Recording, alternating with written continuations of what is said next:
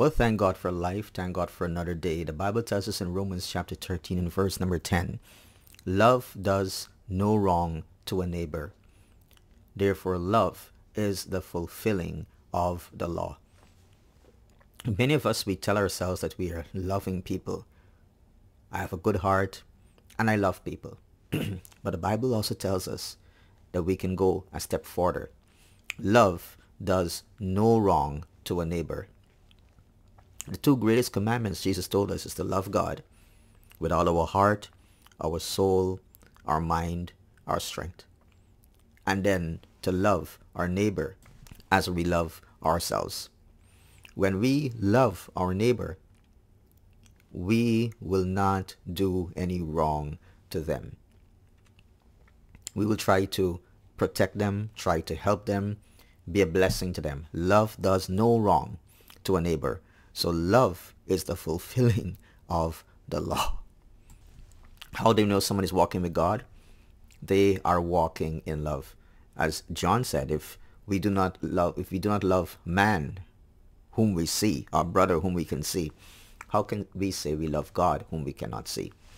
Then he goes on and he kind of changes the topic here. He says, besides this, you know the time, that the hour has come for you to wake up from sleep. The time has come. Even his day, he was talking about the end time, the last days. And he's saying, the hour has come for you to wake up from sleep. What kind of sleep? What kind of sleep is he talking about? Well, this is the spiritual sleep. This is the sleep of spiritual stupor. Someone is spiritually comatose.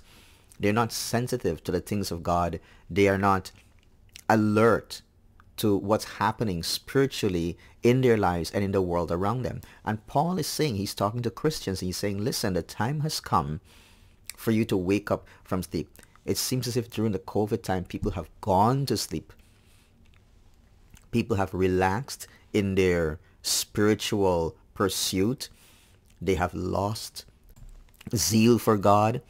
They have lost this fervor for the things of God. They have stopped going to church, stopped spending time with the Word, stopped praying, stopped sharing the gospel. But Paul is saying the time has come for you to wake up from your sleep. He says, for salvation is nearer to us now than when we first believed. I mean, he's comparing the time he was living in to when Jesus left. And now we're 2,000 years after. So we say, well, when is Jesus really going to return? He will. He will. More and more we're seeing the fulfillment of scriptures, and the things that Jesus would say would take place in the end times. We see those things happening in the world around us. We won't be surprised now by the technology that the Antichrist would use, because we see all of that being evident in the world today. Salvation is nearer to us now than when we first believed. So I encourage us today to, I know where you are, but love does no wrong to a neighbor. And secondly, wake up. If you're asleep, wake up.